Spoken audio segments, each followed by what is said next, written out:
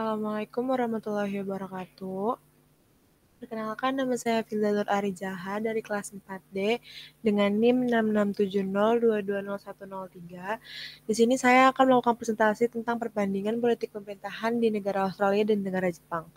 Video ini dibuat untuk menunaikan ujian tengah semester dari mata kuliah perbandingan politik pemerintahan.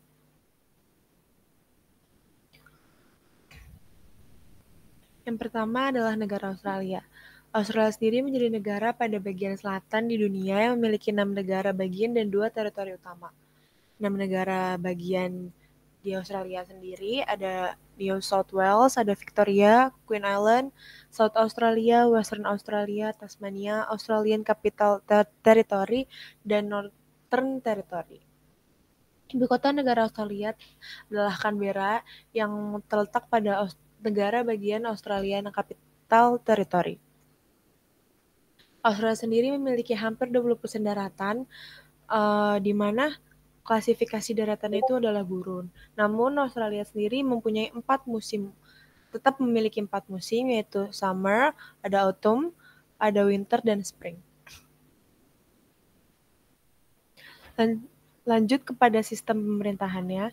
Sistem pemerintahan di Australia sendiri adalah monarki konstitusional, di mana bentuk pemerintahan ini kekuasaan raja atau ratu dari suatu negara itu dibatasi oleh konstitusi atau undang-undang dasar. Nah, di Australia sendiri kekuasaan yang dipakai untuk negara itu adalah ratu.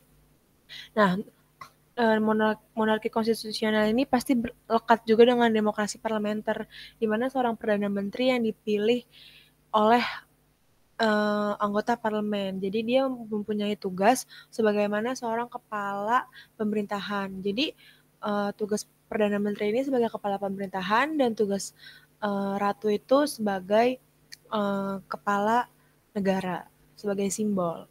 Ada tiga komplement utama di parlemen di Australia. Yang pertama adalah ratu, yang kedua adalah senat sebagai dewan pengawasan, jalannya pemerintahan. Lalu ada House of Representatives yang setara dengan Dewan Perwakilan Rakyat di Indonesia. Selanjutnya adalah sistem kepartaian. Sistem kepartaian dari Australia ini adalah sistem multipartai parlementer, di mana sistem ini menggunakan berarti sistem ini mengandakan partai politik itu beragam. Struktur pemerintahannya pun terdiri dari cabang legislatif, eksekutif, dan yudikatif. Dewan Perwakilan Rakyat di sini akan diisi oleh partai mayoritas. Kalau di Australia sendiri partai mayoritas itu Australian Labor. Terus kalau misalnya minoritasnya itu banyak jenisnya. Terus sementara partai-partai minoritas tadi itu akan mengisi bagian senat yang akan mereview keputusan pemerintahan. Karena ada kepartaian udah pasti ada pemilu. Jadi di sini ada jenis sistem pemilu yang dipakai oleh Australia. Yang pertama itu ada satu-satunya itu adalah alternative vote preference optional. Jadi dalam sistem ini harusnya para pemilih itu memilih berdasarkan partai yang paling sesuai dengan mereka. Jadi kayak diurutkan.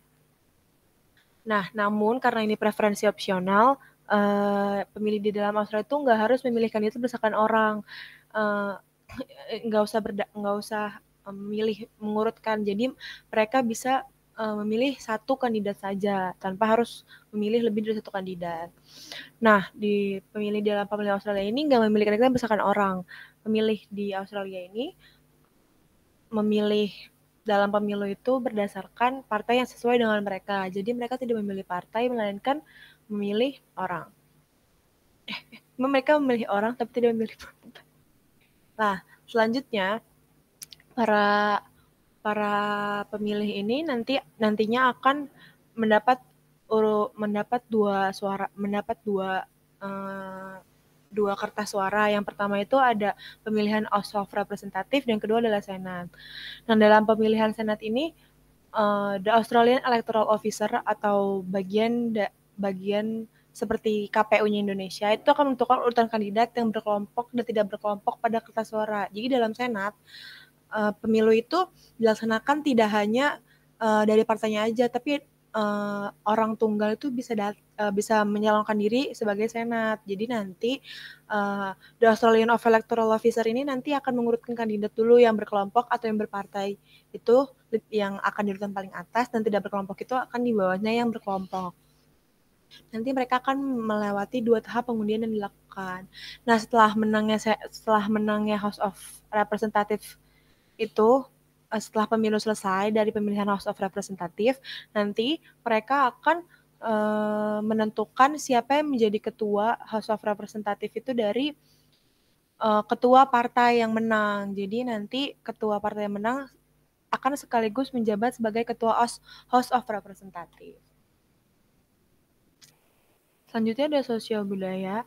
Yang pertama saya akan membahas bahasa resmi di Australia. Yang pertama adalah bahasa Inggris. Jadi bahasa resmi utama di Australia itu sehari-hari menggunakan bahasa Inggris. Namun bahasa lain seperti Mandarin, Italia, dan Arab tetap terpakai dan dianggap sebagai bahasa keseharian juga. Lalu ada bahasa asli seperti Aborigin dan Torres Strait Islander yang tadinya tidak terlalu diakui, namun semakin hari semakin diakui keberadaannya. Makanan Australia mencerminkan keragaman budaya dengan pengaruh dari Asia, Eropa, dan juga Timur Tengah.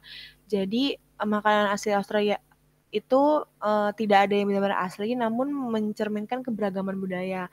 Nah, barbecue adalah tradisi kuliner populer di Australia. Sementara itu ada perayaan seperti Australia Day dan Anzac Day memiliki makna sejarah dan budaya yang penting, dan tempat ini juga yang menjadi perkenalan barbecue sebagai tradisi kuliner populer. Lalu seni dan hiburan termasuk seni lukis Aborigin dan festival-festival seperti Sydney Festival memainkan peran penting dalam budaya Australia. Negara ini juga mempromosikan nilai toleransi dan kesetaraan serta penghargaan terhadap keberagaman gender dan juga seksual yang ada di dunia. Ngomongin Aborigin merupakan penduduk asli Australia Aboriginal yang memiliki senjata tradisional bumerang. Jadi di Australia sendiri tuh masih ada penduduk aslinya, nah itu Aboriginal. Nah, karena penduduk yang sekarang itu lebih dikuasai oleh para pendatang seperti orang-orang Asia dan Afrika, orang-orang Aborigin dan Torres Strait ini tetap menjadi bagian juga, namun memang tergolong terbelakang. Tapi mereka tetap berperan sebagai mempertahankan warisan mereka seperti seni visual, musik, tarian, cerita-cerita musik, cerita-cerita yang diteruskan juga secara turun-menurun. Selanjutnya adalah Jepang. Jepang menjadi negara yang berhasil menempati ekonomi terbesar ketiga di dunia pada tahun 2022. Jepang sendiri memiliki banyak sekali kota, dan kota yang menjadi ibu kotanya adalah Tokyo. Jepang memiliki 4 pulau utama, yaitu Honshu, Hokkaido, Kyushu, dan Shikoku, yang seluruh pulau tersebut membentuk 97% dari total luas daratan negara tersebut. Jadi total daratan di negara Jepang itu dikelilingi oleh 4 pulau utama itu. Lalu sistem pemerintahan negara Jepang. Sistem pemerintahan negara Jepang juga menggunakan model parlementer yang memiliki 3 prinsip utama, yaitu kedaulatan rakyat, penghormatan terhadap HAM, dan menolak segala bentuk perang. Nah, sistem pemerintahannya yang dipakai oleh Jepang itu juga merupakan monarki konstitusional, di mana kaisar yang menjabat sebagai kepala negara. Nah, Perdana Menteri itu akan berperan sebagai kepala pemerintahan. Badan legislatif dan badan eksekutif maupun yudikatif di Jepang beragam. Seperti badan eksekutif di Jepang itu disebut kabinet, diisi dengan kaisar, perdana menteri, dan kabinet. Lalu badan legislatifnya disebut Diet. Dewan Perwakilan Rakyat itu dewan tinggi, dewan penasihat itu dewan rendah. Jadi ada tingkatan di badan legislatifnya. Lalu ada badan yudikatif yang itu peradilan, di mana Mahkamah Agung yang terdiri dari pengadilan tinggi, pengadilan distrik, dan pengadilan sumir.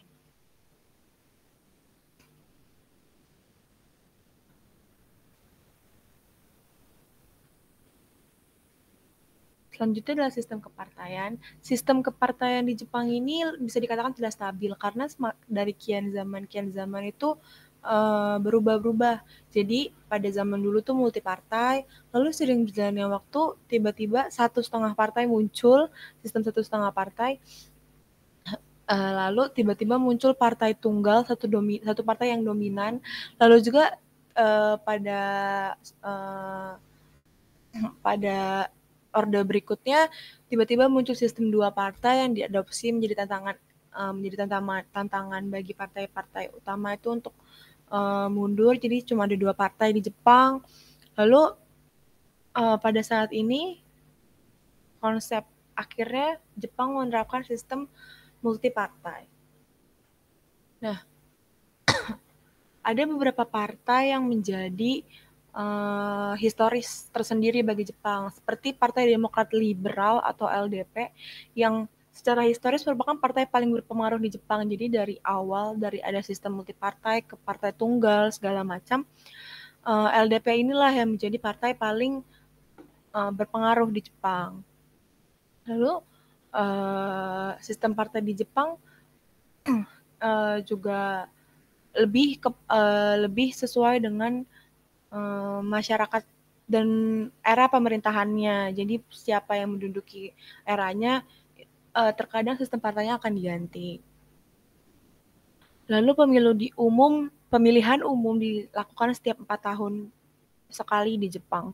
Di Jepang itu pemilihan umum 4 tahun sekali itu untuk Dewan Perwakilan Rakyat, lalu 3 tahun sekali itu untuk Dewan Penasihat atau House of Councilors.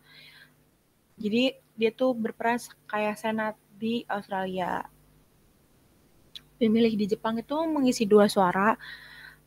Suara pertama itu nama calon daerah pemilihannya, lalu satu lagi adalah dengan partai pilihannya yang di blok perwakilan proporsional. Nah, ada hal unik dalam pemilu di Jepang. Persyaratan untuk mengikuti pemilu di Jepang itu adalah tinggal 3 bulan sebelum memberikan suara dan deposit pencalonan sebesar 3 juta yen. Jadi nggak sembarang orang atau misalnya dia sudah punya warga negara Jepang itu bisa untuk mengikuti pemilu. Jadi mereka harus minimal sudah tinggal 3 bulan dan sudah melakukan deposit pencalonan sebesar 3 juta yen. Pemilihan ini juga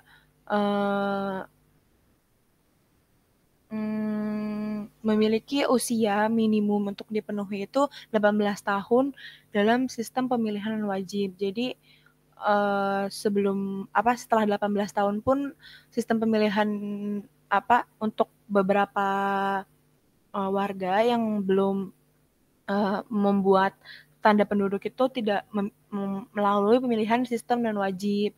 Jadi nanti tinggal diperiksa dulu 3 bulan sebelumnya ada hak yang harus dipenuhi yaitu membayar deposit pencalonan sebesar 3 juta yen dan sudah tinggal 3 bulan. Setelah itu baru bisa lakukan pemilihan umum. Selanjutnya sosial budaya yang ada di Jepang. Sosial budaya di Jepang itu banyak banget. Bisa dibilang budaya di Jepang itu bahkan sampai ke sampai ke minum teh, etikanya itu juga diatur. Nah, seni tradisional di Jepang itu ada origami. Origami itu kayak seni melipat kertas yang berkembang menjadi seni populer di seluruh dunia. Seni origami ini tuh kayak pakai kertas-kertas warna-warni yang dilipat-lipat, terus dibentuk seperti bunga, burung, dan semacamnya. Lalu ada upacara teh. Ini tadi saya bilang, upacara teh atau sado itu ritual minum teh dari tradisi Zen yang menekankan kesederhanaan dan apresiasi terhadap keindahan. Jadi keindahan di sana itu sangat diapresiasi dan dijunjung tinggi. Makanya minum teh pun memiliki detail khusus dalam penyajiannya dan dianggap sebagai seni yang melibatkan estetika, etika, dan spiritualitas. Lalu ada seni bela diri. Seni bela diri di Jepang ini ada 2. Setahu saya ada karate dan judo. Karate ini fokus kepada pukulan, tendangan, dan teknik pertahanan diri. Lalu judo itu menekankan kepada kelincahan, keseimbangan, dan teknik lemparan dengan nilai-nilai. Nah, dalam seni bela diri pun ada nilai-nilai yang harus dijunjung di Jepang. Jadi kalau karate itu menjunjung nilai disiplin dan pengendalian diri, sedangkan judo itu mendukung nilai-nilai kejujuran dan kerendahan hati. Lalu selanjutnya ada festival Masturi atau Masturi. Jadi ini acara perayaan dengan tujuan mengundang menyajikan kepada dewa mewakili perilaku agama Jepang tanpa kitab suci. Jadi kayak sebuah upacara adat, jadi tanpa melibatkan agama apapun, hanya untuk menjunjung dewa yang dipercayai oleh negara Jepang. Lalu itu ada seni pertunjukan kabuki. Ini sejenis teater tradisional Jepang yang eksentrik dan dramatis. Mungkin bisa dicontoh seperti opera, namun dalam penggunaan pelaksanaannya itu akan menggunakan kostum, terus riasan wajah dan peralatan panggung yang rumit. Jadi akan ada drama drama musikal gitu yang akan menjelaskan tentang tradisionalnya Jepang bagaimana. Lalu ada etika. Jadi ada beberapa cara yang harus dilakukan untuk memenuhi etika di Jepang. Yang pertama itu ada ojigi. Ojigi itu cara tradisional menyapa dengan membungkuk atau memiliki variasi dalam kedalaman konteksnya. Jadi ini tuh kayak kalian kalau menyapa sesama orang Jepang tuh harus membungkuk, enggak yang kayak cuma mengangkat kepala atau melihat atau tersenyum. Tapi kalau di Jepang ini etika yang baiknya dalam menyapa seseorang itu membungkuk. Lalu ada akasu. Akasu ini istilah berjabat tangan dengan aturan tidak meminta salam dengan berjabat tangan kepada orang dengan posisi yang lebih tinggi. Jadi di sana itu kalau berjabat tangan itu cukup gini aja kepada orang yang lebih tinggi. Jadi kita nggak perlu hormat ke hidung atau ke bagian muka untuk berjabat tangan dengan orang-orang yang lebih tinggi bagi kita. Lalu ada yang selanjutnya adalah pakaian, yaitu kimono. Kimono itu pakaian tradisional Jepang dengan desain dan motif yang unik yang mengapresiasi keindahan alam dan musim. Jadi pakaian kimono kan di Jepang ini memiliki berbagai bentuk macam musim, berbagai keindahan alam-alamnya, daerah-daerahnya. Nah, kimono ini sebagai representasi keindahan alam dan musim yang ada di Jepang. Jadi jenis-jenis bentuk-bentuk kimono ini ya sesuai dengan keindahan alam di Jepang dan juga musim di Jepang. Lalu selanjutnya ada geisha. Geisha ini seniman tradisional Jepang yang terampil dalam tarian, nyanyian, musik, dan upacara minum teh. Jadi geisha ini kayak seseorang yang multitasking yang sudah mengerti banget Jepang.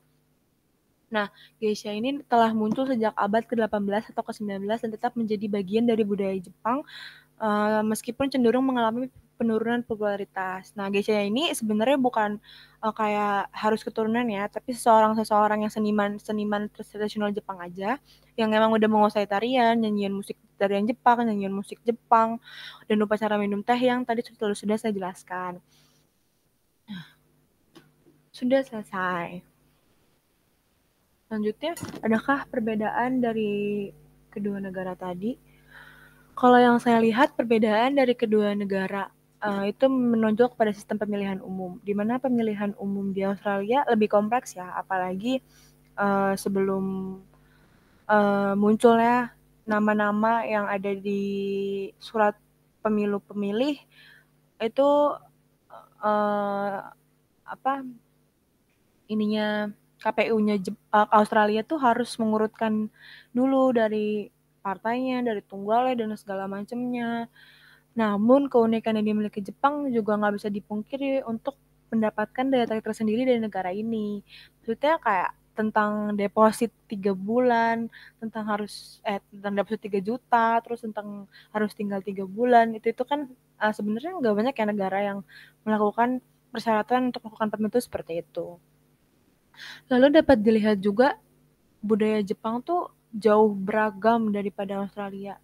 Kayak Jepang tuh bisa ada upacara minum teh, bisa kalau menyapa orang tuh harus diatur, bisa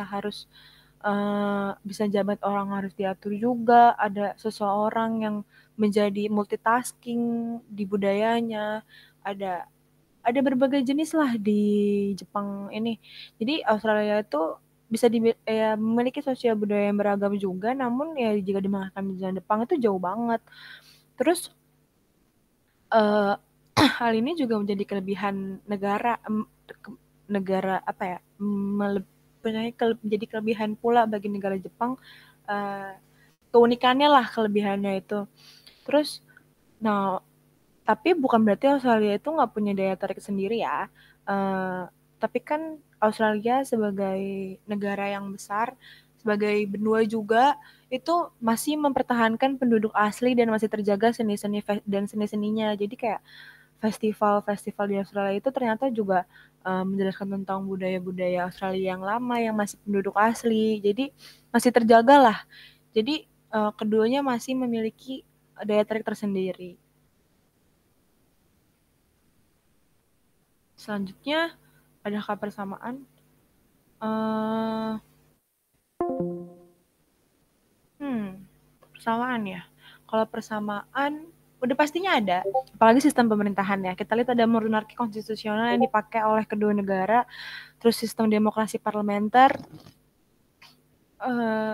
dan ternyata monarki konstitusional ini banyak dipakai oleh negara-negara, nggak cuma yang ada di Asia Timur, nggak cuma ada di Asia, ternyata di Australia, bahkan ternyata di benua Eropa pun banyak yang menggunakan monarki konstitusional ini. Nah, dan yang saya yakini sistem multipartai itu sebagai kesamaan juga yang menonjol karena sistem multipartai ini bisa dibilang banyak digunakan oleh negara-negara sekarang karena negara-negara sekarang juga menjunjung demokrasi dan sistem multipartai ini sebagai representasi lah demokrasi itu bagaimana. Jadi ternyata sistem multipartai ini sebagai uh, penggambaran demokrasi itu banyak juga dipakai di negara-negara di dunia.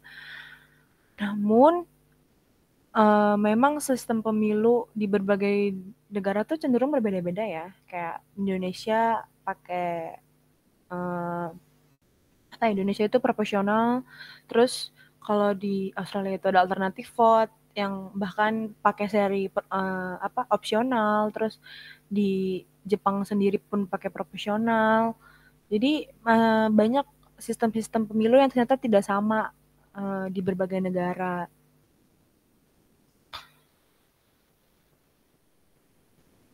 Jadi dari hasil perbandingan kedua negara, ya bisa disimpulkan adanya perbedaan yang banyak, nggak menghilangkan kemungkinan juga adanya persamaan yang banyak pula. Uh, yang yang bisa digarisbawahi, negara Jepang dan negara Australia itu bisa dibilang jika terlihat tampak itu negara yang berbeda banget, tapi ternyata sistem pemerintahan mereka sama. Dan setelah dilihat-lihat lagi ya, bahkan peradilan mereka pun sama. Jadi tampak di mata itu nggak tampak di dalam juga. Nah, jadi kesimpulannya adanya perbedaan, ada persamaan juga. Sekian presentasi dari saya, kurang lebihnya mohon maaf. Assalamualaikum warahmatullahi wabarakatuh.